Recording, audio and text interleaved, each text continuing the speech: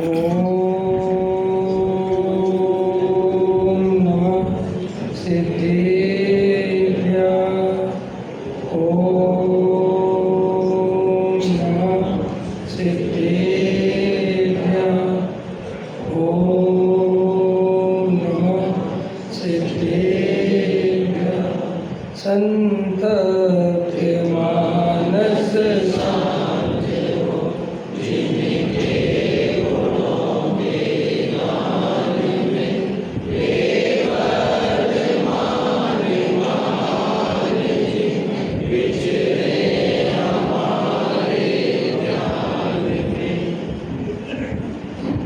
आचार्य कुंद कुंद देव द्वारा विरचित समय सार परमागम विराजमान है।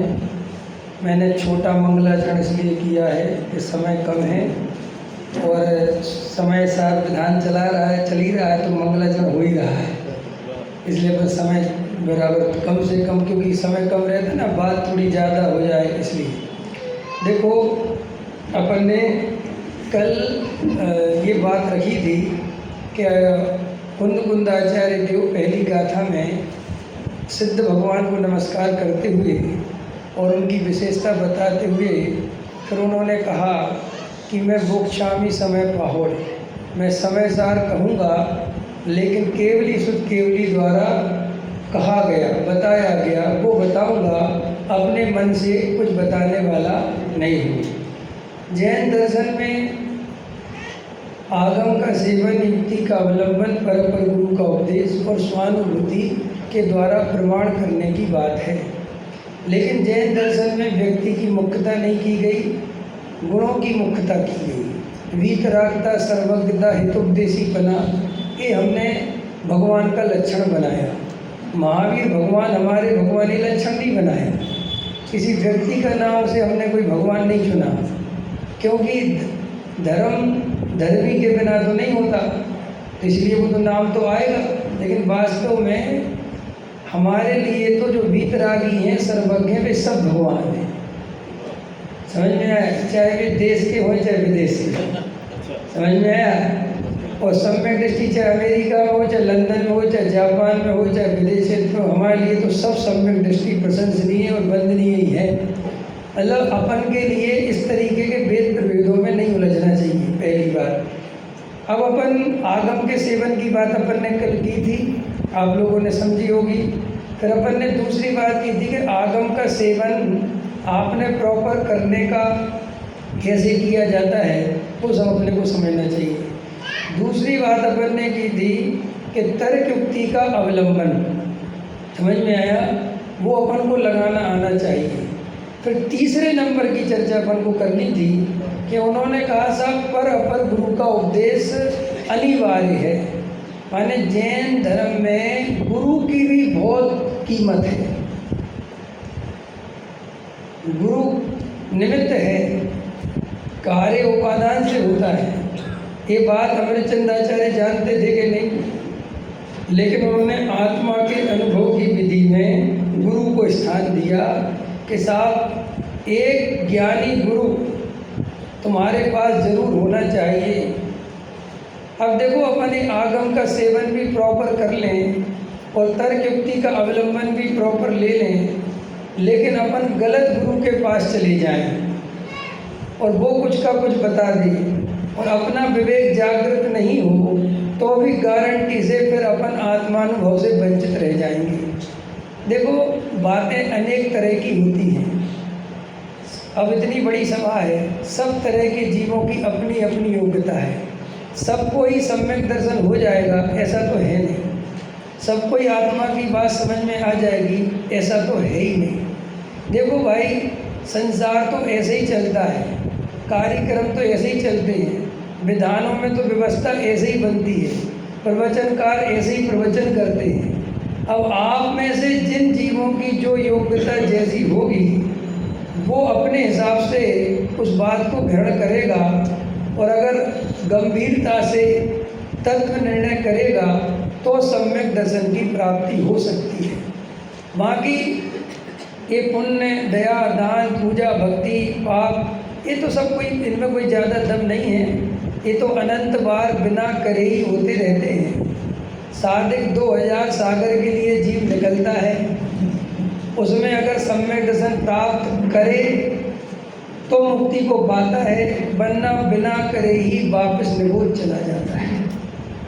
इसलिए हम पुण्य करें पाप करें क्या करें तो बहुत बेकार की बातें, इनमें ज़्यादा उलझने जैसा कुछ नहीं है।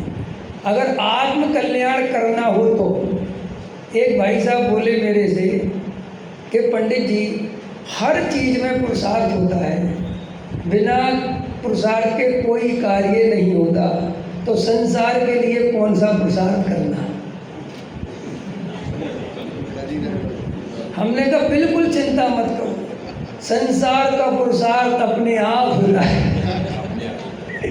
तुम बिल्कुल कुछ मत सोचो, तुम जैसा चल रहा है चलने दो, अपने आप जैसे ही तुम्हारे सादिक 2000 सागर पूरे होंगे आपको बिल्कुल बिना टेंशन के निबोध भेज दिया जाएगा। कोई आपसे बिल्कुल सहज, जैसे सहज मोक्ष होता है ऐसे ही सहज निबोध भी होता है, लेकिन जो मोक्ष वाला सहज है वो भाई साहब अलग है। समझ में आया? प्रमाद में काल गंवाने का नाम सहजता नहीं है। राग देश में लगे रहना, कसायों की पूर्ति में लगे रहना, इसका नाम सहजता नहीं है, ये स्वच्छंदता है। आया समझ में? फिर सहजता किसका नाम है? जिसकी श्रद्धा में त्रिकाली ध्रुव भगवान आत्मा की कुमारी 24 घंटे बनी रहे और जीवन में होने वाले औदिक भाव में भेद ज्ञान चलता रहे और उन औदिक भावों से विशेष आकुल व्याकुल ना हो और ज्ञान की दृष्टि बनाए रखे, इसका नाम सहजता है। समझ में आया? तो तीसरे नंबर का जो पॉइंट है गुरु का उपदेश, वो बहुत इम्पोर्टेंट है। यहीं से आगे कहीं ना कहीं मिस्टेक होती है। क्यों होती है? क्योंकि इस संसार में बहरूपिया गुरुओं की कमी नहीं है, कुगुरुओं की कमी नहीं है, गलत उपदेश देने वालों की कमी नहीं है, व्यवहार से उपदेश देने वालों की कमी नहीं है। और ये जीव बेचारा ज़्यादा वस्तु का स्वरूप समझता नहीं है और बस प्रवचन सुनना चाहिए, सब कोई आत्मा की तो बात सुनाते हैं, अपन तो भैया बिना भेदभाव करे सबकी सुनते हैं। जो सबकी सुनेगा वो कहीं नहीं पहुंचेगा। यहाँ आकर तीसरे नंबर के पॉइंट पर हमें चुनाव करना ही पड़ता है कि किसके प्रवचन से मेरे प्रयोजन की सिद्धि हो सकती है। भाई प्रवचन तो सभी दे रहे हैं, कमी थोड़ी है प्रवचनकारों की। समझ में? एक बुलाओ तो 4 मिलते, समझ में आया? और कभी कभी तो कहना पड़ता है पंडित जी अब बस बहुत हो गया, बंद करो। समझ में आया? इतना उपदेश। मैं तो अपने श्रोताओं को कभी कभी बहुत देखता हूँ, तुम लोग कितना प्रवचन सुन लेते हो, सुनते रहते हो, गजब गजब की बात। अब कैसे इतना सुन लेते हो ये तो मुझे तो नहीं समझ में आता, लेकिन सुनते रहे तो अपन सुनते ही अकेला रहेंगे और इस भाव से सुनते रहेंगे कि सुनना ही चाहिए, जिनवाणी की बात है, सुनना ही चाहिए, जिनवाणी की बात है। अरे भाई जिनवाणी की बात सुनने अकेले के लिए नहीं होती है, वो जिनवाणी में जो बात आई है उसको समझकर उसका भाव भाषण करने के लिए होती है। हमारे डॉक्टर साहब कहते थे कि पहले लोगों का धर्म पूजा पाठ क्रियाकांड करने में होता था, फिर लोगों का धर्म स्वाध्याय करने में होने लगा। 3 टाइम स्वाध्याय कर लिया, बस मोक्ष का धर्म पूरा हो गया। लेकिन भाई साहब ये स्वाध्याय करना भी क्रियाकांड है। इसमें थोड़ा सा फायदा ये है कि तुम्हें बात सुनने मिलती है और उस वाले क्रियाकांड में भगवान को सुनाने मिलती है। इसलिए जिसमें सुनने मिलती है उसमें चांस है कि समझ सके तो समझ जाए, लेकिन सुनने को ही जिसने धर्म समझ लिया और हर बात में हाँ हाँ मिलाता है और अनुमोदना। एक जैन दर्शन में एक कंसेप्ट बहुत अच्छा है, कौन सा? हर्रा लगे न फटकरी और रंग चोको हो जाए। मुनिराजों के आहार की अनुमोदना, किसी ने दान दिया अनुमोदना, किसी ने मंदिर बनवाया अनुमोदना। ये सोचता है मुफ्त में पुण्य मिल रहा,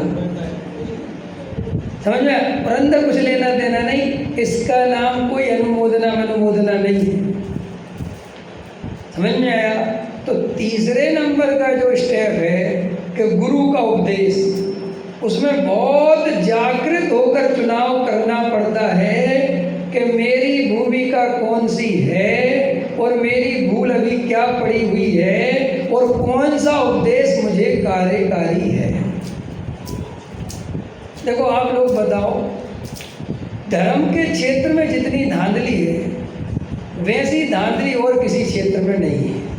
जैसे देखो पहली धांधली तुम्हें बताते हैं, तुम्हारा बच्चा स्कूल में पढ़ने जाता है तो उसके 6 सब्जेक्ट होते ना, हिंदी, इंग्लिश, संस्कृत, विज्ञान, सामाजिक विज्ञान और क्या बच गई, मैथ्स, बराबर। अब ऐसा कभी होता है स्कूल में कि एक सब्जेक्ट को 6 टीचर पढ़ाते हो? बोलो, अगर कल्पना करो तुम्हारे बच्चे को मैथ 6 टीचर पढ़ा दें तो मैथ सीखेगा कि बेचारे को कुछ दिन बाद कहीं पागल खाने भर्ती ना कराना पड़े? बोलो कैसी पढ़ाई होती है?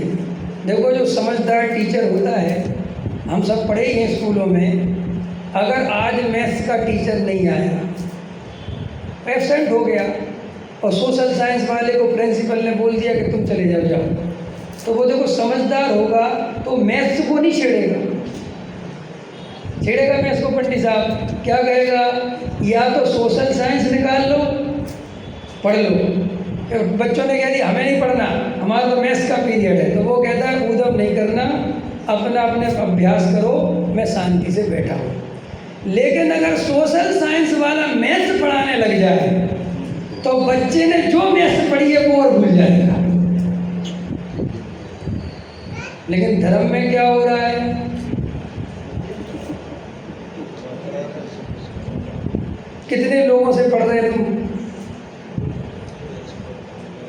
मैं गारंटी देता हूं, अगर चारों ज्ञानी ही क्यों ना हो, क्या खतरनाक बात बोल रहा हूं मैं।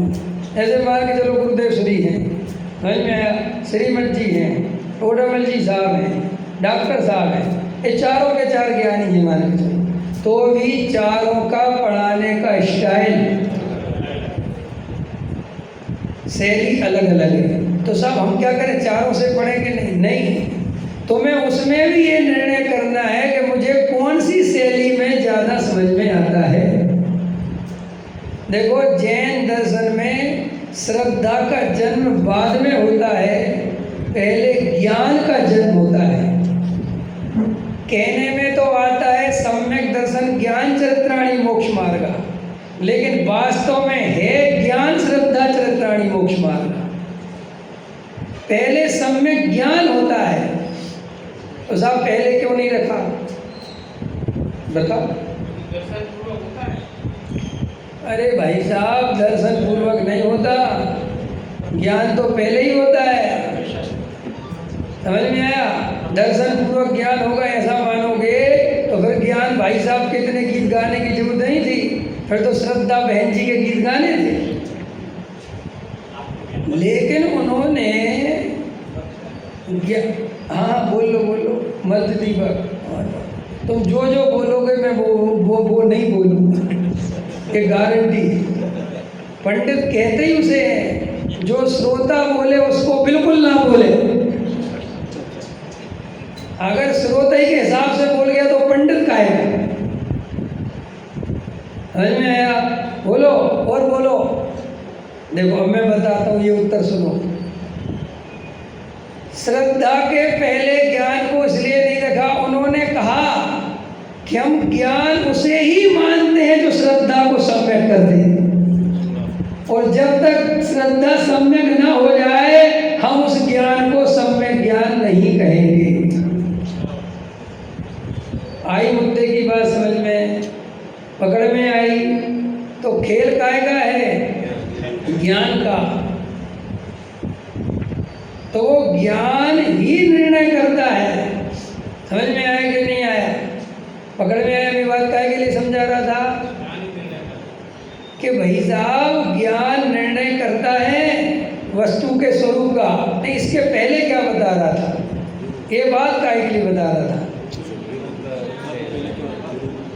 गुरु के भैया अगर तुम ये विचार ही नहीं करोगे, विवेक ही नहीं लगाओगे कि मुझे अभी कौन सी बीमारी है, मुझे क्या समझना चाहिए, अभी हमारे मिथ्यात्व का नाश नहीं हुआ, समझ में आया कि नहीं आया, और हमारा उस तरफ ध्यान नहीं है, और वृत्ताधिक का पालन कैसे करें और हम उसको समझने में लग जाएं, तो आचार्य कहते तेरे मूल प्रयोजन की सिद्धि छूट जाएगी। अभी आपने कलश पढ़ा, उस कलश में क्या लिखा था कि तुम जल्दी से जल्दी आत्मा का अनुभव कर लेना। अगर दृष्टि तुम्हारी पुरानी पड़ गई, और आगे की लाइन में क्या लिखा था कि कोई क्रिया बलवती हो गई, कोई इच्छा, तो फिर छूट जाएगा। ऐसे मैं कितने लोगों को इस छोटे से जीवन में जानता हूँ, अब उनने अपने समय में काम किया हो तो किया हो, पता नहीं बुढ़ापे में आके भ्रष्ट हो गए। देखे कि नहीं देखे तुमने ऐसे लोग? उनकी परिणति जवानी में कुछ और ही थी, कुछ बात ही निराली थी, लेकिन अगर वहाँ चूके तो ये कर्म का उदय कब तीव्र हो जाएगा, कब इच्छा बलवती हो जाएगी, कब ये समाज घेर लेगी, कब तुम्हारे अंदर पंथ संप्रदाय की पट्टी बन जाएगी, कब तुम्हारे अंदर मान कसाय का भाव जग जाएगा, कब तुम समाज वाले बन जाओगे, पता ही नहीं चलेगा। ये कौन कह रहा है? ये आचार्य अमृतचंद जैसे भावलिंगी संत हमको चेतावनी दे रहे हैं कि बेटा, जब तुम्हें भगवान आत्मा की बात समझ में आ रही हो और अच्छी रुचि जग रही हो, तुम उसी समय ताकत लगाकर आत्म कल्याण कर लेना, आत्मा की अनुभूति कर लेना। क्योंकि अगर तुमने ये सोचा कि तो बाद में कर लेंगे, पहले और पढ़ाई कर लेते हैं, पहले और समझ लेते हैं, पहले और घूम लेते हैं, तो भाई साहब ये संसार इतना खतरनाक है कि तुम कब जाके किसके चक्कर में फंसोगे और कौन सा उदय तीव्र होगा। पर ब्रह्मचारी जी आश्रम बनवाने लग जाएंगे, समझ में आया? साधु महाराज मंदिरों पे कब्जा करवाने लग जाएंगे, कुछ पता नहीं चलता भैया ये उदय कब पलट जाए जीव का। इसलिए तुम क्या करना, तो दृढ़ता से जब ये आत्मा की बात समझ में आ जाए, दुनिया क्या कहेगी ये फिक्र छोड़ना। लोग तुम्हें स्वच्छंदी कहें, डरना मत। 6 बजे अगर आत्मा का ध्यान हो रहा हो तो मंदिर आने की जरूरत नहीं है। अब खतरनाक है नहीं खतरनाक? बिस्तर में सोने के लिए नहीं कह रहा हूँ मैं, लेकिन अगर 6 बजे तुम्हारा उपयोग बहुत मजबूती से अंदर की ओर बढ़ रहा है तो कोई समाज का कर्तव्य करने की आवश्यकता नहीं। हम फिर मंदिर 10 बजे जाएंगे कि साहब लोग क्या सोचेंगे, सोचने दो। तुम अंदर से ईमानदार रहना। जगत स्वच्छंदी समझे तो समझे, जगत की फिक्र करोगे तो कभी आत्मा का अनुभव नहीं होगा। जगत तो कभी ना कभी, तुम कितने ही कुछ करो, वो तो भाई साहब कहानी है ना, वो गधे और ऊंट की नहीं, गधे को लेके आदमी चल रहे हैं, पर वो बाप बेटे बच्चा और वो तो भाई साहब वो किसी भी अवस्था में कोई तुम्हारी गोली करने वाला है, वो उसको नदी में ही गिर जाए। ऐसे ही ये बात मजाक की नहीं है। अब जैसे देखो जी भाई साहब कह रहे उंगली पकड़वा दी, क्या पकड़वा दी मुझे नहीं पता क्या बोल रहा है, वो कौन सा इशारा बोल रहा है। भाई साहब उंगली पकड़ के कोंचा जगत में पकड़ता है। जैसे आत्म कल्याण करना हो, सच्चा आत्मार्थी हो, ये उपदेश उसके लिए है। समझ में आया? छल ग्रहण करने वालों की जिम्मेदारी मेरी नहीं है। मैं ये ठेकेदारी लेके बैठा रहूं क्या कि छल ग्रहण कर भाई कर लो, तुम 6 बजे अच्छे बढ़िया ध्यान करने की जगह सोते रहना तो सोते रहना, हमें क्या लेना देना। हम तो सिर्फ ये समझा रहे हैं कि अगर आत्म कल्याण करना है तो कैसे होगा, ये विधि समझा रहे हैं।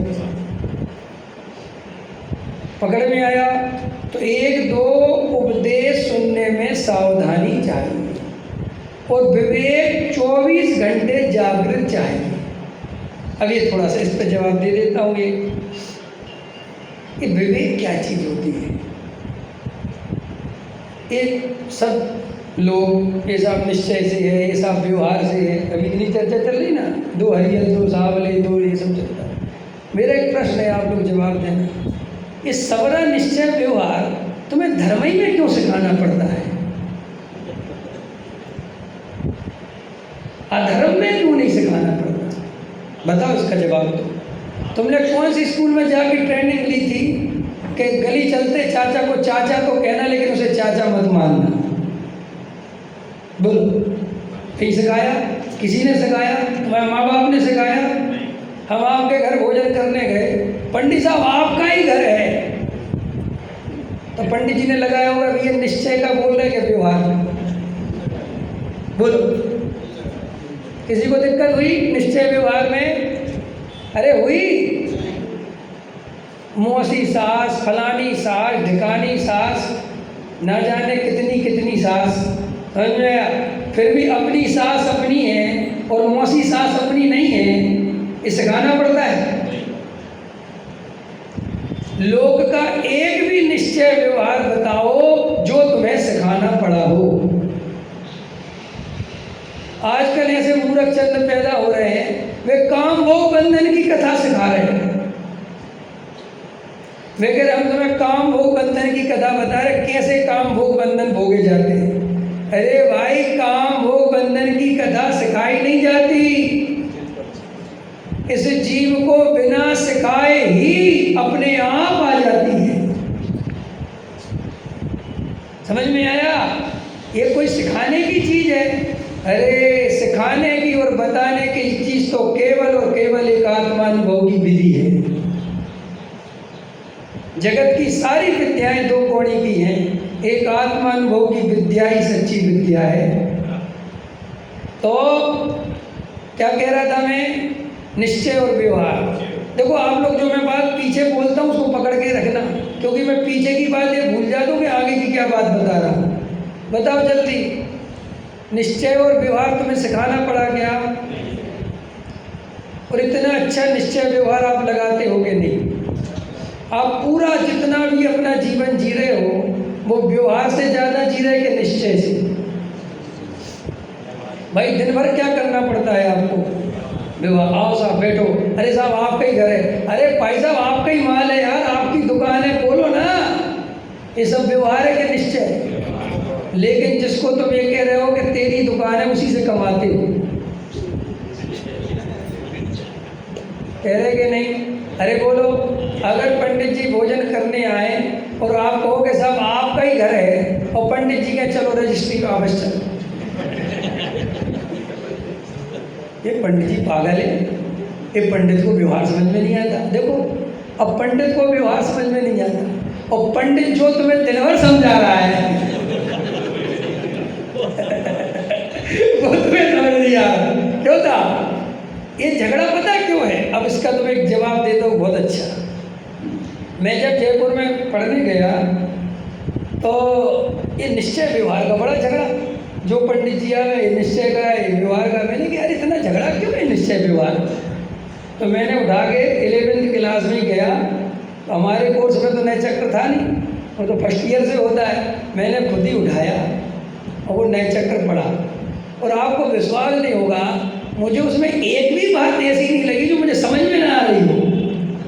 एकदम क्लियर हो गया कि ये निश्चय और व्यवहार क्या है। निश्चय और व्यवहार इतना झगड़ा करते। देखो भाई, जिसमें भेद नहीं है भेद करके बताए व्यवहार, जो भेद है उसको अभेद करके बताए व्यवहार, स्त्री पुत्र मकान अपने नहीं है फिर भी अपने बताए व्यवहार, शरीर अपना नहीं है फिर भी शरीर को अपना बताए व्यवहार, भगवान का शरीर और आत्मा अलग अलग है फिर भी शरीर के आधार से जो चर्चा हो वो व्यवहार। हो गया व्यवहार खत्म। जो पर्याय की बात करे, जो पर्याय को लक्ष्य बनाए व्यवहार, जो द्रव्य शुद्ध का लक्ष्य करे वो निश्चय। अब इतना बस पढ़ाई हो गई, बस खत्म। अब साहब जो उपचरित इसके सद्भूत में आएगा कि जैसे सद्भूत में आएगा, ये पंच अध्याय ने किस में डाला? भाई पंडित बनना हो तो रचना, लेकिन एक बात लिखी किसी ने, वो दूसरे अर्थ में लिखी, उसी अर्थ में समझना। पूर्व जन्म के पाप पंडित आई माथे पड़ी। समझ में आया कि नहीं आया? एक गाथा है कुंद आचार्य देव की। उस गाथा में क्या है कि विद्वानों को मुक्ति नहीं होती। पढ़ी सुनिए किसी ने, विद्वानों को मुक्ति नहीं होती, मुनियों को मुक्ति होती। इसमें बड़ा झगड़ा हो गया साहब, लेकिन रियल में उसमें दो अर्थ हैं। जो क्षयोपम ज्ञान से अपनी विद्वत्ता के अहंकार में डूबा है, ऐसे विद्वान की मुक्ति नहीं होती। समझ में आया कि नहीं आया? पकड़ना मेरी बात अर्थ में, है ना? मुनिराज भी विद्वान होते हैं और विद्वान भी मुनिराज होते हैं। ये दो खाते अलग अलग नहीं हैं कि विद्वान अमृतचंद आचार्य विद्वान है कि नहीं, बोलो। अरे उनसे बड़ा विद्वान खोजना मुश्किल है। और वैज्ञानिक है कि नहीं, मनोविज्ञान है उनके पास, सब है। तो विद्वान की मुक्ति नहीं होती माने, पंडित की मुक्ति नहीं होती माने, कौन सा पंडित जो शास्त्रों के ज्ञान मात्र को धर्म समझ के क्षयोपम ज्ञान से अपने को पंडित समझ बैठा है और आत्मानुभूति की तरफ जिसका ध्यान नहीं है, ऐसे कोरे ज्ञान के पंडित को मुक्ति नहीं होती। पकड़ में आ रहा? देखो, त्रियंच गति के जीव को सम्यक दर्शन हो जाता है। सम्यक दर्शन बहुत सरल है, समझ में आया? टोडामल्ली साहब ने क्या लिखा कि भाई त्रियंच गति के जीव को भाव वासन कैसे रहता है, तो वो आपको सबको याद होगा। समझ में आया? उनने कहा जैसे एक अबोध बालक को ये मिर्ची दी तो नाम तो नहीं जानता, लेकिन भाव वासन हो गया कि ये दुखरूप है। और रसगुल्ला दिया तो भाव वासन हो गया कि सुखरूप है। तो नाम जाने बिना भी उसका वेद ज्ञान पक्का और सच्चा हो गया। ऐसे ही त्रियंच गति के जीव को जो आत्म स्वभावम परभाव भिन्नम, जो आत्म स्वभाव है ये आनंद रूप है और इससे भिन्न जो कुछ भी भाव है वे दुखरूप हैं। ऐसा भाव वासन होने के कारण वो सम्यक दृष्टि है। उसे ना पुण्य से कोई लेना देना है, ना पाप से कोई लेना देना है। शेर को समझाना पड़ा होगा कि हे सिंह, क्या ये पुण्य के परिणाम इनमें उपादेय बुद्धि मत करना, ये उपदेश देना पड़ा होगा क्या? कि सीधा बताया, जो भी आत्मा से भिन्न कसाय राग देश के परिणाम है, जो पर की तरफ जाता है उपयोग, वो सब तेरे से भिन्न है। और जो ज्ञान स्वभाव की ओर है, जो ज्ञान में है, वो तू है। बस ये अपने में अपनापन कर लिया और पराय में परायापन कर लिया, इससे सम्यक दर्शन हो गया। और हम लोगों ने क्या किया? एक भाई साहब बोले, साहब मूंछ वाले को सम्यक दर्शन हो गया, छाबड़ा जी बोलते थे ना, और मूंछ वाला रह गया। तो किसी ने ये नहीं पूछा कि ये मूंछ वाला रह कैसे गया, ये मूंछ के ही चक्कर में रह गया। अगर इसकी मूंछ ना होती तो हो जाता। ये जो मूंछ की बीमारी है मनुष्य के अंदर, प्रवचन में भी बैठेगा तो विशेष श्रोता बनने की कोशिश करेगा कि मैं ज़्यादा जानता हूँ। समझ में आया? आप लोग प्रवचन सुन रहे हैं कि मेरी परीक्षा ले रहे? बोलो। अधिकतर श्रोता ऐसे होते मुमुक्षु हैं जो प्रवचन सुनते नहीं, सिर्फ और सिर्फ ये देखते हैं कि बराबर बोल रहा है कि नहीं। और जहाँ उसने थोड़ा सा उसके अनुकूल नहीं बोला, वो भाई कहता पंडित जी ये सही नहीं है, माने तू पंडित जी से ज़्यादा जानता है। आया समझ में? उसकी पूछने की अगर वैसी अंदर में भाव होता तो ये पूछता, पंडित साहब हमने तो ऐसा सुना था, हमें ये बात समझ में नहीं आई। बड़ी विनयपूर्वक पूछता, लेकिन वो अकड़ के पूछता है, तेज स्वर में पूछता है। इससे पता चलता है कि ये पंडित जी से ज़्यादा जानता है और पंडित जी की परीक्षा लेने बैठा है। तो ऐसे भावों से अगर अपन जनवाणी सुन ही रहे हैं तो क्या असर करेगी, बोलो? करेगी? और अपना अपना हृदय चेक कर लें अपन कैसे सुनते हैं। तो देखो, जैसे लौकिक में अपन बहुत होशियार हैं, हमारा बच्चा एक ही टीचर से पढ़े, बस उसके पहले अपन ये चुनाव जरूर करते हैं कि स्कूल कौन सी अच्छी है, उसमें पढ़ाने वाले टीचर प्रॉपर हैं कि नहीं, सही अच्छा पढ़ाते हैं कि नहीं, ये सब करते हैं। लेकिन एक ही सब्जेक्ट को अगर 10 टीचर से पढ़ेगा वो बच्चा, तो बेचारा कन्फ्यूजन रहेगा। प्रवचनों में सबसे ज़्यादा अपन का कन्फ्यूजन इसलिए होता रहता है कि अपन को यहाँ प्रयोजन की सिद्धि पर अपनी नज़र नहीं है। ये धर्म के निश्चय व्यवहार क्यों समझ में नहीं आते अपने को? सोचो भाई, लौकिक व्यवहार निश्चय बिना सिखाए जब जल्दी समझ में आ गए तो धर्म के क्यों नहीं आते? क्योंकि धर्म में अपने आत्म कल्याण का प्रयोजन भाषित, अगर अपने आत्म कल्याण का प्रयोजन भाषित हो तो एक बार से दूसरी बार नहीं लग जाए निश्चय और व्यवहार में, एक बार में समझ में आ जाए। लेकिन भाव भाषण करता नहीं, समझ में आया?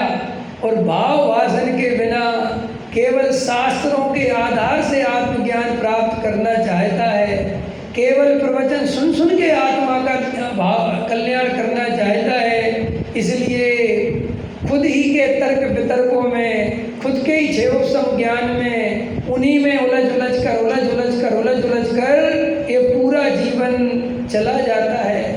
और इसमें भी देखो भाई, सबसे बड़ी बीमारी तो अपने अंदर ये है कि अपन निष्पक्ष होकर तत्व निर्णय करें, पंथ संप्रदाय की पट्टी छोड़कर, अपने आग्रह छोड़कर, केवल वास्तव में आत्म कल्याण की भावना के लिए अगर अपन तत्व समझें तो अपना कल्याण हो सकता है।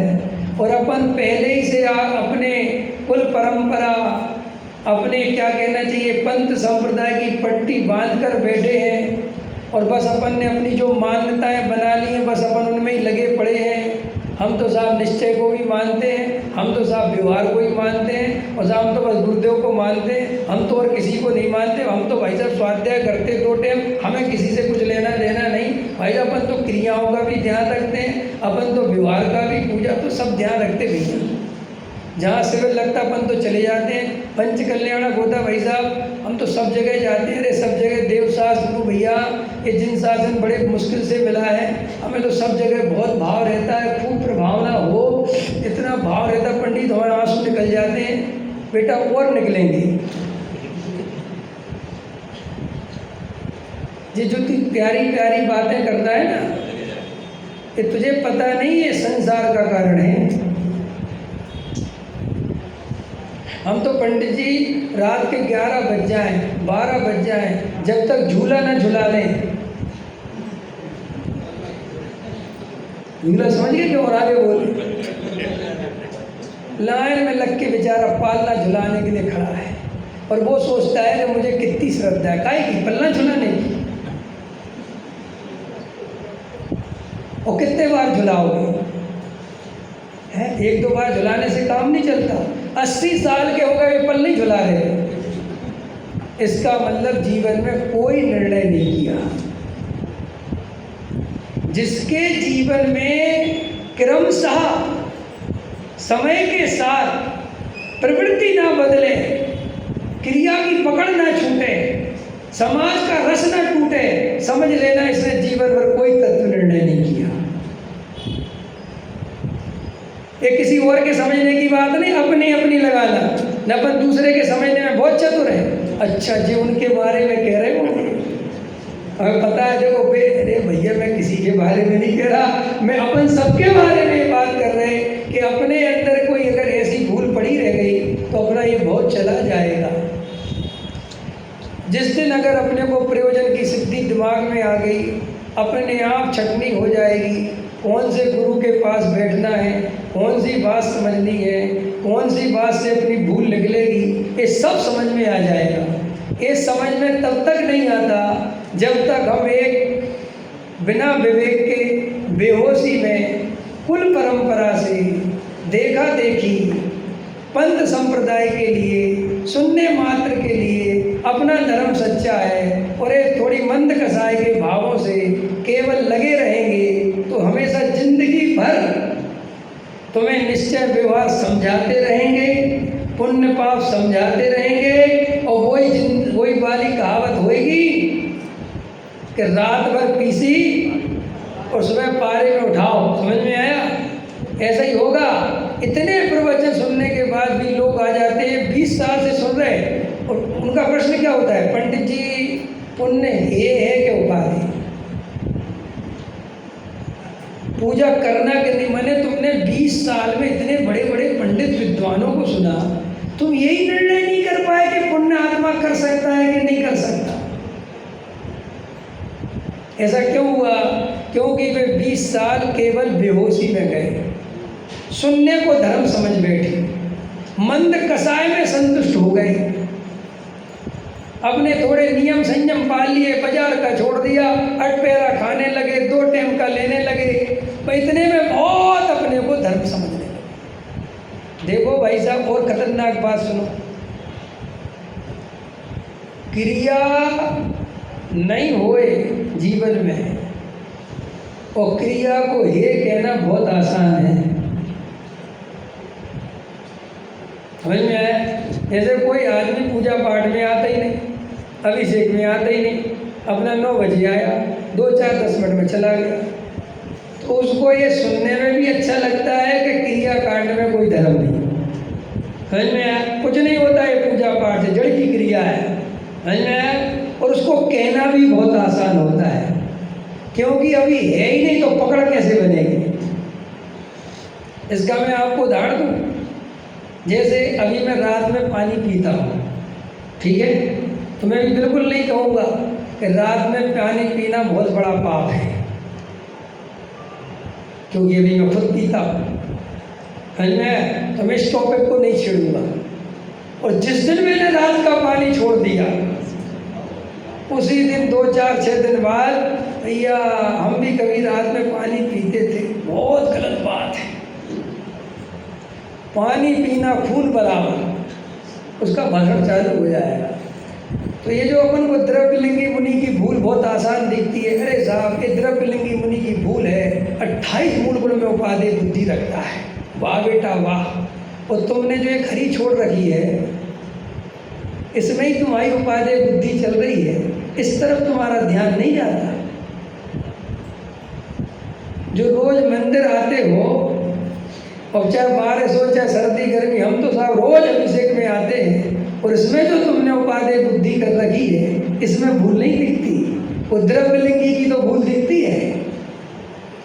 पंडित जी को 11 अंग और 9 पूर्व में आत्मा की वो भूल दिखती है, लेकिन खुद को 2-4-10 श्लोक याद हो गए हैं, 2-4-10 गाथाएं याद हो गई हैं, बस जहाँ देखो वहीं ठोकते रहते हैं। ऐसे होते कि नहीं? 10-20 कलश 50 2-4 गाथाएं याद कर ली, और कोई भी प्रवचन में बैठा दो, वे 2-4 गाथाएं जब तक सुना न लेंगे, वे 2-4-10 कलश उनको तृप्ति नहीं होगी। क्यों? ये अपन को पता नहीं चलता, कहीं ना कहीं तू दूसरे को प्रभावित करना चाहता है।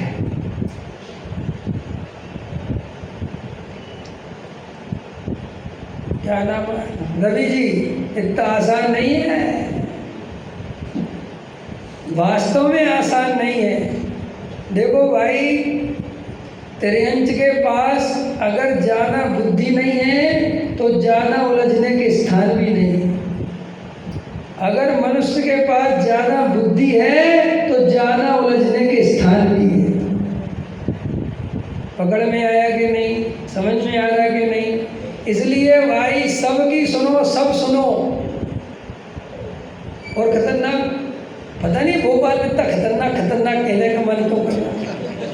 यहाँ का पानी ठीक है कि नहीं भाई? हैं? मैं तो यार दिल्ली का तो लाया था, लेकिन अब तो खत्म हो गया। अब तो भोपाल का ही पी रहा हूँ। मैं बहुत कोशिश कर रहा हूँ कि इतना ना बोलूँ, लेकिन आप लोगों के चेहरे देखता हूँ, इतने प्यारे प्यारे लग रहे हैं, जैसे सबरे बिल्कुल डकट भव्य जी बैठे हुए। मैं इतना कठोर थोड़ा बहुत बोलता हूँ बीच बीच में, लेकिन मैं आगे बढ़ ही नहीं पा रहा। बस ऐसा लगता है ये भूल बता दो। चलो ठीक है, विचार करना। जैसे बच्चे को अगर सब पढ़ाने लगेंगे तो बच्चा पागल हो जाएगा, ऐसे ही अगर अपन सभी सुनते रहेंगे तो अपने पल्ले कुछ नहीं आएगा।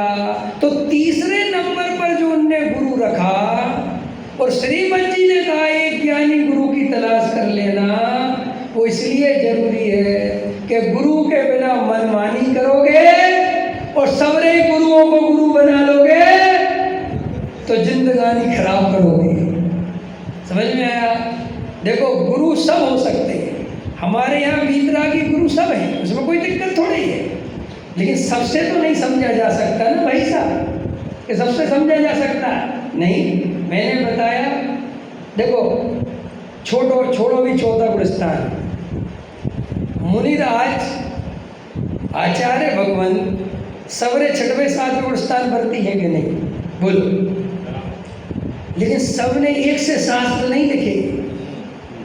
देखो कितना अंतर हो, देख भाव में। एक राजा महाराजाओं का वर्णन कर रहे और पूरी जिंदगी भर प्रथम योग के शास्त्र लिखे,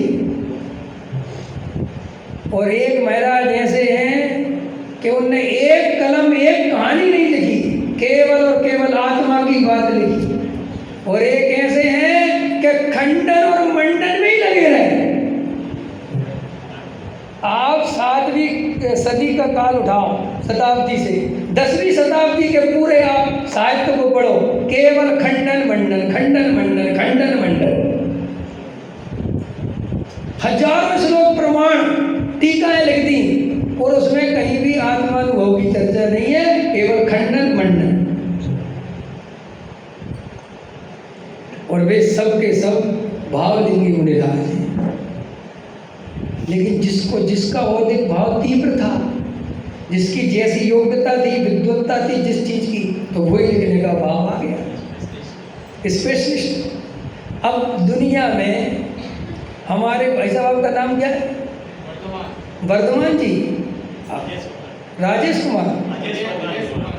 आज सोगानी में काम चला लेते हैं। अब ये सोगानी जी हैं, अब ये मान के चलो आँख के स्पेशलिस्ट हैं, और मेरे को दर्द है पेट में, और इनसे हमारे संबंध बहुत अच्छे हैं। हमने कहा सोगानी जी यार मेरा जो है ना पेट देख लो। आपने कहा भाई हम तो आँख के स्पेशलिस्ट हैं, आँख में कोई पंडित जी प्रॉब्लम हो तो बताओ। हमने कहा क्या फ़र्क पड़ता है, आँख के डॉक्टर सही पेट के ऑपरेशन कर दो तो क्या होगा मेरा, और मैं करवाऊँगा और आप करोगे, कोई नहीं करता। लेकिन धर्म की ऐसी दुकान है क्या वो सबरे ही राय चलते हैं, समझ में ज्ञान जाए। तो उससे पूछे कि साहब आत्मानुभव की विधि वो बताया जा रहा और खुद कभी कुछ करता नहीं, खुद कभी आत्मानुभव के प्रयोग करे नहीं, कभी अंतरंग में, कभी एकाग्र में ध्यान लगाया नहीं, और पूरा ध्यान लो और ये लो और ये लो और ये लो, और वह पूरा पंच कहाँ लगा, यहाँ लगा, यहाँ लगा, यहाँ। अरे भाई ठीक है, लेकिन स्वानुभूति चकासते, स्वानुभूति की बात है भाई साहब। देखो अगर एक एक आदमी ये प्रतिज्ञा कर ले कि जब तक मेरे अनुभव में वो बात नहीं आ जाएगी तब तक मैं उसे बोलूँगा नहीं, तो कितने सारे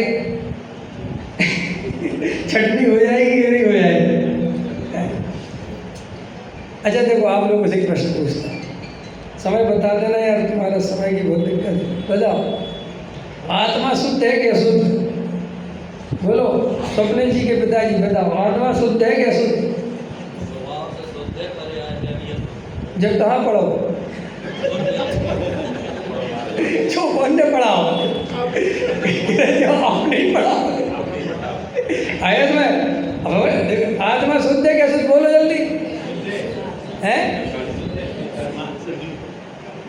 देखो इसका सही जवाब क्या है?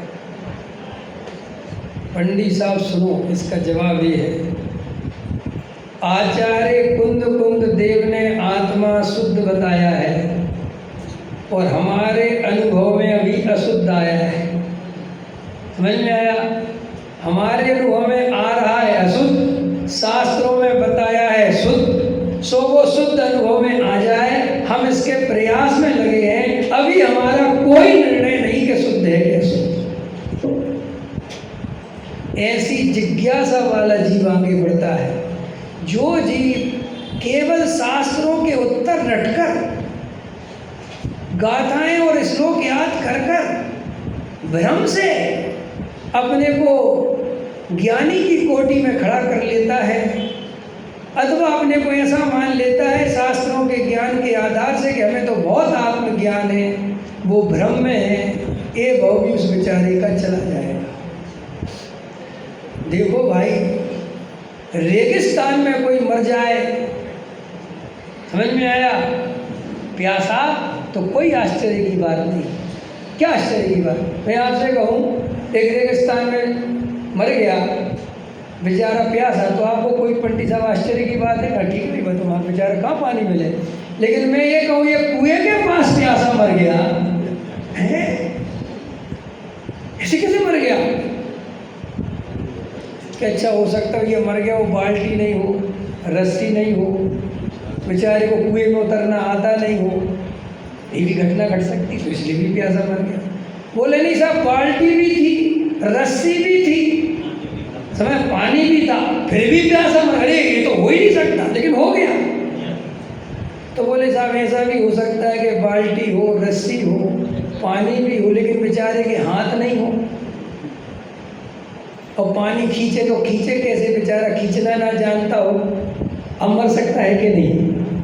कैसा मर सकता है कि नहीं साहब? चौथी घटना सुनो, पानी पिलाने वाला ही था, खींच के वहाँ एक व्यक्ति ऐसा खड़ा था जो उसे पानी खींचकर पिलाने के लिए तैयार था, फिर भी प्यासा मर गया,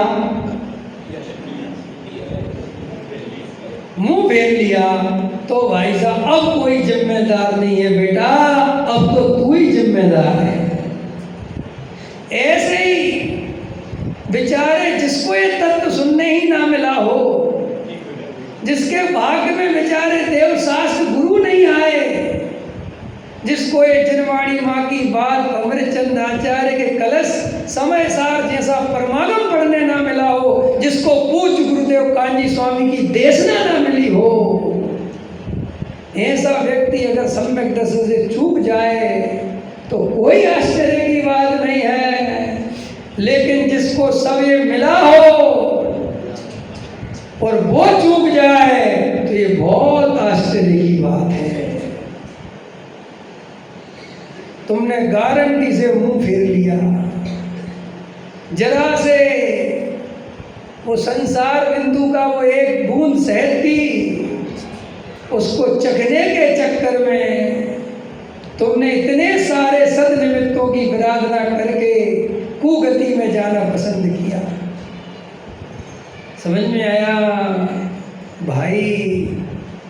वस्तु के स्वरूप में गंभीरता चाहिए, भाव भाषण चाहिए, भाव भाषण जल्दी करना, क्योंकि भाव भाषण करे बिना तुम केवल आगम के सेवन में ही, सुनने समझने में ही लगे रहे और भाव भाषण नहीं किया तो भाई साहब गारंटी से कोई ना कोई भास खड़ा होने वाला ही है। अच्छा एक बात बताओ, टोडामल जी का 7वां अधिकार जैन मिथ्या दृष्टियों की जो भाई साहब बता रहे थे, बताओ वे जितने भाषी हैं वे बिना पढ़े लिखे हैं कि पढ़े लिखे? समझ में आया कि नहीं आया? वे बहुत अच्छे आदमी हैं, वे तीनों भाषी। अगर उनको बुलाओगे तो तुम सबकी तारीफ करोगे। कोई पापी नहीं है, एक भी उसमें पाप नहीं कर, और वो निश्चयावासी भी कोई पापी नहीं है भाई साहब। समझ में आया? उसने इतना स्वाध्याय किया, सब समझा, पकड़ में आया। देखो निश्चयावासी की गलती क्या है, गजब की बात सुनना। जो उसने पढ़ा है उसका अनुभव नहीं करता, केवल बोलता है, ये गलती है। अगर वो अनुभव कर ले तो सब में प्रश्न आया समझ में। इसलिए निश्चयावासी के पास माल तो है, बस थोड़ी सी प्रयोग में गलती है। व्यवहाराभासी के पास तो बेचारे के पास माल ही नहीं है, लेकिन व्यवहाराभासी को फिर भी कोई उपदेश देने वाला मिल सकता है और वो तत्व समझ सकता है। इन सब में से ज़्यादा खतरनाक कोई है तो वो उभयाभासी है, क्योंकि एक हाथ में समय सार पकड़ता है और एक हाथ में श्राप का चार पकड़ता है। समय सार की बात करोगे तो वो बोल के दिखा देगा, और श्राप का चार की करोगे तो वो बोल के दिखा देगा। अब तुम क्या भूल बताओगे? तो क्या कह रहा हूं, भाव भाषण करना। क्या करना? रागादि दुख रूप हैं, ये आश्रव भाव हैं। आत्मा सुख रूप है, ज्ञान स्वभावी है। आत्मज्ञानम स्वयं ज्ञानम, ज्ञान दंत करोति किम। ये रटना नहीं, ये श्लोक याद नहीं हो तो चलेगा, लेकिन इस श्लोक में जो भाव लिखा है वो भाव भाषण हो तो मुक्ति हो जाएगी। पकड़ में आया? भाव भाषण की तरफ आज आया कि आत्मा ज्ञान के अलावा कुछ नहीं करता। तो दिन भर जागृत होकर जो भी जड़ की क्रियाएं हो रही हैं, जो भी मन वचन काय की क्रियाएं हो रही हैं, जागृत होकर अंदर देखते रहो, क्या वास्तव में ये मैं कर रहा हूँ कि मैं जान रहा हूँ। और अगर ये भाव भाषण होने लगा कि मैं तो जान मात्र रहा हूँ, तो आचार्य कहते बस अब तू निर्णय की तरफ बढ़ सकता है। आया समझ में? भाव भाषण समझ में है? भाव भाषण की कीमत समझ में आ रही कि नहीं? और भाव भाषण के बिना केवल और केवल बाहरी चीज़ों में ही जीवन लगा के रखता है तो भाई साहब अनुभव की कीमत क्या होती है? इसके लिए उदाहरण दे दूँ क्या 2 मिनट में, या ख़त्म कर दूँ? देखो मेरी बात का, देखो ये अभी 53 मिनट हो गए, 7 मिनट हैं, 1 घंटा मान के चलो। देखो सुबह के प्रवचन में तुम 45 मिनट मत दो मुझे, कम से कम 1 घंटा दो। क्यों? इसलिए कह रहा हूँ कि मैं वो बात फिर कह नहीं पाऊँगा जो मैं कहना, क्योंकि सल रहती ना, सल अच्छी चीज़ है, निसल्लो वृत्ति, समझ में? ऐसे निसल्लो प्रवचन का, हाँ बराबर, उसके आगे नहीं। चलो एक उदाहरण देता हूँ, एक उदाहरण देता हूँ। अनुभव की क्या कीमत होती वो बताना चाहता हूँ। नमक कैसा होता है? जल्दी बोलो। गलत। नमक मीठा होता है। बोलो जल्दी। मैं कह रहा हूँ मीठा होता है, कि तुम नहीं, तुम्हारे पिताजी को बुला ला। नमक खारा होता है, बराबर है कि नहीं? अरे बोलो हाँ या ना? चलो छोड़ो। देखो भैया आप हमारी मत मानो, हमने आज से जो 2000 साल पहले ग्रंथ पढ़ा उसमें ये लिखा है कि नमक खारा होता है, मीठा होता है। तो आप इसका जवाब क्या दोगे? अब मानोगे कि नहीं? अब क्या कहोगे? कि देखो पंडित जी, आपने जो 2000 साल पहले शास्त्र पढ़ा और उसमें जिस नमक को मीठा गया, हो सकता है वहाँ नमक का अर्थ रसगुल्ला होता हो, या नमक का अर्थ चीनी होता हो। क्योंकि हम जिस नमक के बारे में जानते, जो वर्तमान में भाषा विज्ञान में नमक का अर्थ है, वो खारेपन से जो भरी हुई नमक डली है, अनुभव है। तो देखो तुम्हें यहाँ आगम डिस्टर्ब कर रहा, न तुम्हें गुरु का उपदेश डिस्टर्ब कर रहा, न तुम्हें प्राचीनता डिस्टर्ब कर रही। बराबर, ये होती है अनुभव की कीमत। आगे समझ में। अब बिना अनुभव की बात करते हैं। एक तिकड़म नाम का फल होता है। कौन से नाम का फल? खाया किसी ने? पहले वो तो खाए नहीं, जब तो समझ में आएगा। एक तिकड़म नाम का फल होता है और वो भारत देश में उत्तर भारत में नहीं पाया जाता, साउथ में, दक्षिण भारत में होता है। और वो तिकड़म नाम का फल जो है बहुत ही मीठा होता है। बोलो जल्दी, मीठा होता है कि खारा? मीठा होता है, एकदम मीठा होता है। और फिर तिकड़म नाम का फल मीठा होता है। शास्त्र में लिखा है, ये लिखा है, देखो गाथा, देखो श्लोक, देखो फला, देखो ग्रंथ, देखो। और एकदम तुम एकदम 2-4 महीने में एकदम ट्रेंड हो गए। तिकड़म नाम का फल कैसा होता है? तिकड़म नाम का फल कैसा होता है? और फिर तुमने पाठशाला चालू कर दी, तुम आगे पढ़ाने लगे। तिकड़म नाम का फल कैसा होता है? तिकड़म नाम का फल कैसा होता है? तो तुम्हारे पूरे उत्तर भारत में तिकड़म नाम का फल मीठा हो गया। समझ में? और दक्षिण भारत तो गए नहीं। सो भाई साहब सवेरे पढ़ाने लगे तिकड़म नाम का फल मीठा, और कुछ दिनों बाद तुम्हें मास्टरी हो गई। ये तुमने याद कर लिया कि कहाँ कहाँ तिकड़म फल के बारे में वर्णन आया है, और तुमने लोगों को रेफरेंस देना चालू कर दिया। देखो समय सार की गाथा 32 की टीका की 3री लाइन में देखो, वहां लिखा है तिकड़म नाम का फल मीठा होता है। समझ में आया?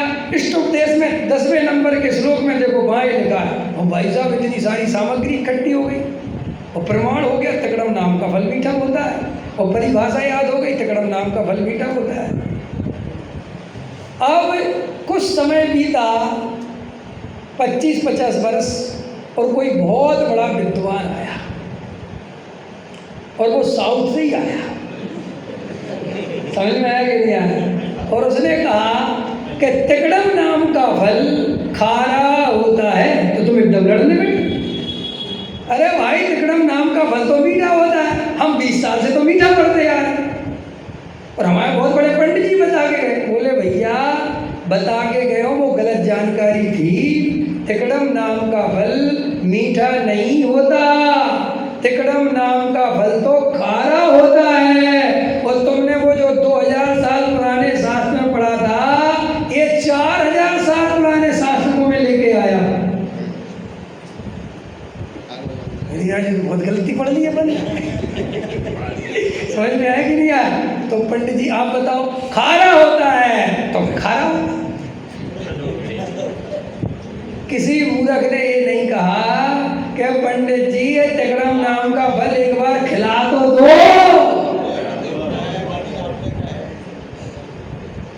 ऐसे ही हम धर्म क्षेत्र में आत्मा नाम के फल को चखते तो नहीं, अनुभव तो करते नहीं, केवल वाद विवाद कर करके, खंडन मंडन कर करके, पंथ संप्रदाय की आग में जल जल के, और ये सही और ये गलत, और ये सही और ये गलत, और ये हाँ ये लिखा वहाँ ये लिखा, यही करते करते हमारा पूरा भाव चला जाता है, और हम कभी भी उस आत्मा के फल को चखते नहीं। इसलिए मिथ्यात्व मिटता नहीं। मिथ्यात्व कहता है कि जब तक तू आत्मा की अनुभूति नहीं करेगा, मैं जाने वाला नहीं हूँ। आया समझ में? तो अगर अपने को वास्तव में आत्मा का अनुभव करना हो तो जागृत विवेक के द्वारा सच्चा वस्तु स्वरूप का निर्णय करें, पक्षपात से रहित हों, पंथ संप्रदाय की पट्टी खोल दें, निष्पक्ष होकर स्वस्थ मन से आत्मा की चर्चा करें, विद्वानों से जाकर सीधा संबंध करें, बात करें, जो बात समझ में नहीं आ रही उसको पूछें, समझें, तब जाके हमारा काम बन सकता है। केवल हाँ में हाँ मिलाने से और ना में ना मिलाने से, और केवल ताली बजाने से और मंडप सजाने से और अनुमोदना करने से भव पार होने वाले नहीं हैं। तो साहब ये करें कि नहीं करें, वो सब होगा तुम्हारे जीवन, उसमें क्या दम है, करना और नहीं करने का प्रश्न ही कहाँ है। माँ आज तक नहीं पूछती अपने बच्चे को प्रेम करें कि नहीं करें, अपने आप होता है। तो ऐसे ही हमारे जीवन में जब संगीत का फूल खिलेगा तो प्रभावना का भाव ईमानदारी से सच्चा आए बिना नहीं रहेगा, और वही सच्ची प्रभावना है। मिथ्या दृष्टि तो प्रभावना के नाम पर मान आदि का पोषण ही करता है। इसलिए हम सब सम्यक दर्शन की प्राप्ति करें और सच्ची जिन शासन की प्रभावना करें। इसी मंगल भावना के साथ अभी बात पूरी करता हूँ।